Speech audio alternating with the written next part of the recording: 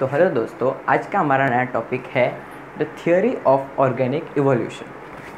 अभी theory of organic evolution हमें ये बताता है कि इस अर्थ पे लाइफ कैसे आया। तो मैं आपको ये थियोरी जहाँ से स्टार्ट हुई इसके थोड़ा पहले से बिग बैंग का बताऊँगा। तो जो स्पेस में जो एस्ट्रोनॉमिकल ऑब्जेक्ट्स होते हैं वो यहाँ वहाँ घूमते रहते हैं, जैसे स्टार्स, कॉमेट्स। तो ऐसे ही वो टाइम में जब यूनिवर्स क्रिएट हुआ तभी ये और ऑब्जेक्ट्स जो थे वो यहाँ वहाँ घूम रहे थे। तो आज एक दिन ऐसा दो ऑब्जेक्ट्स थे वो टकराए और उन्होंने इतना फ्रिक्शन हुआ, इतना फ्रिक्शनल फोर्स हुआ कि वहाँ पर पूरा एकदम ब्लास्ट हुआ, बड़ा इतना साउंड प्रोड्यूस हुआ। और वो साउंड वेव्स आज भी ट्रेवल करते हैं स्पेस में।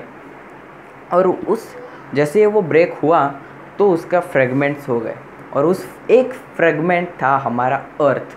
जी हाँ दोस्तों, हमारा अर्थ है वो एक फ्रेगमेंट था उन ऑब्जेक्ट्स का।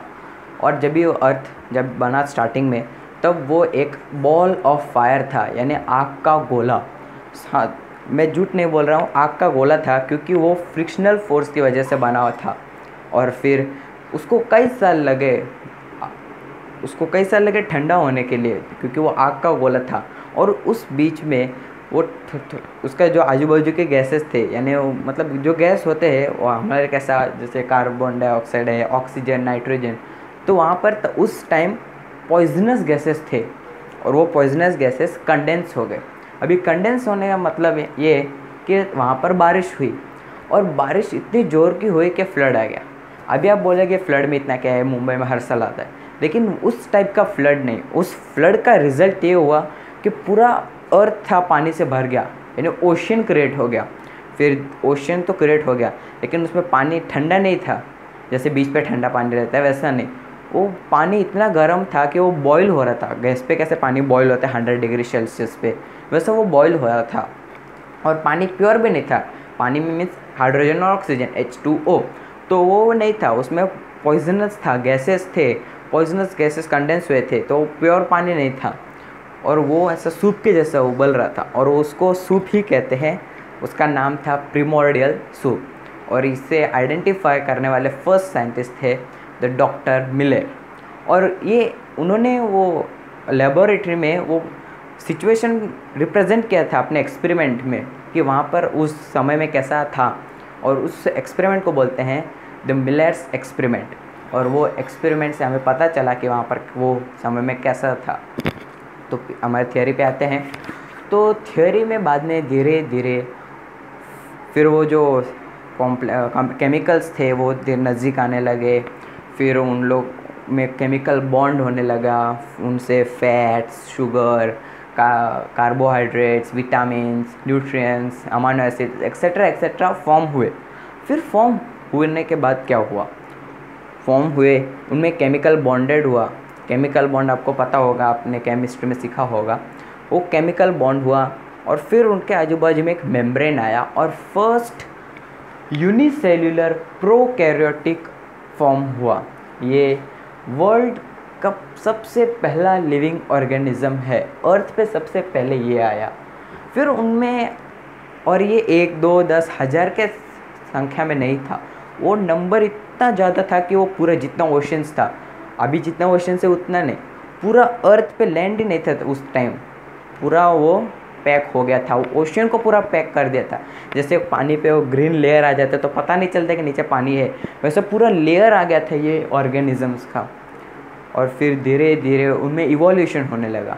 अभी इवोल्यूशन मतलब क्या है कि evolution is a slow change which occur after hundreds of generation. यानी हिंदी में कहूँ तो इवोल्यूशन वो चेंजेस है जो 100 पीढ़ियों के बाद होता है, 100 जनरेशन्स के बाद होते हैं। इतना स्लो चेंजेस है। फिर उनमें इवोल्यूशन होने लगा, इवोल्यूशन कंटिन्यूस था और फिर उससे प्रोकैरियोटिक से यूकैरियोटिक फॉर्म हुआ। अगर लिविंग ऑर्गेनिजम्स का क्लासिफिकेशन करना है तो उनका 2 मेजर क्लासिफिकेशन है, सब किंगडम्स, प्रोकैरियोटिक एंड यूकैरियोटिक। अभी प्रोकैरियोटिक एंड यूकैरियोटिक फॉर्म हुए। अभी यूकैरियोटिक भी यूनिसेल्युलर थे, मैंने डिटो का साइन दिया है।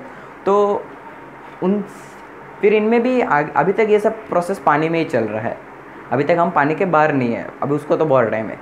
तो यूनिसेल्युलर यूकैरियोटिक्स, फिर उनमें भी इवोल्यूशन कंटिन्यूस होने लगा, फिर उसमें से फॉर्म हुए सिंपल इनवर्टिब्रेट ऑर्गेनिजम्स। अब और ये लोग हम ऐसा हाथ में उठा के नहीं देख सकते, वो बहुत माइक्रोस्कोपिक होते हैं, माइक्रोस्कोप में ये तो बहुत दिखते ही नहीं है, बहुत कम है। फिर उससे इनका साइज बढ़ा, फिर इनका साइज बढ़ा, तो simple invertebrate, very small microscopic simple invertebrate organisms form हुए।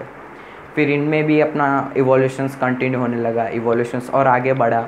फिर सिंपल इनवर्टिब्रेट से कॉम्प्लेक्स इनवर्टिब्रेट, अभी सिंपल से कॉम्प्लेक्स में आए, लेकिन अभी भी ये सब प्रोसेस पूरा पानी में ही है। अभी हमारे पास 4 1 2 3 एंड 4 स्पीसीज तो आ गए, लेकिन अभी इनका रहने के लिए जगह नहीं था। अभी तो रहने के लिए जगह नहीं है, तो उस टाइम भी नहीं था। तो यहाँ पर ये पूरा इतना स्पीसीज का पॉपुलेशन बढ़ गया था कि उनमें फूड, शेल्टर, रिप्रोडक्शंस, XYZ के लिए पूरा ऐसा फाइटिंग होता था कि नहीं भाई यहाँ मैं यहाँ रहूँगा, मैं वहाँ रहूँगा। तो इनमें इतना झगड़ा होने लगा कि ये लोग चैन से जी नहीं पाए। फिर भी इन लोग में इवोल्यूशंस कंटिन्यू हुआ। पाइसेस, इनसे फॉर्म हुए पाइसेस, पाइसेस यानी फिशेस जो ओशंस में रहते हैं। फिर उनसे 2 हुए form, autotrophs and heterotrophs. Autotrophs यानी उसे कहते हैं जो लिविंग ऑर्गेनिजम्स जो अपना फूड खुद से प्रिपेयर करते हैं, जैसे प्लांट्स अपना फूड ऑक्सीजन ने नहीं करते, कार्बन डाइऑक्साइड है, हम ऑक्सीजन से करते हैं, लेकिन प्लांट्स जो है वो कार्बन डाइऑक्साइड, सनलाइट, वाटर उससे करते हैं।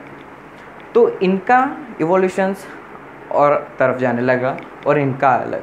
हेटेरोट्रॉप्स जो ऑटोट्रॉप्स पे डिपेंड है, यानी हम लोग अपना खाना खुद प्रिपेयर नहीं करते, हम लोग प्लांट्स पे डिपेंड करते हैं, तो हेटेरोट्रॉप्स।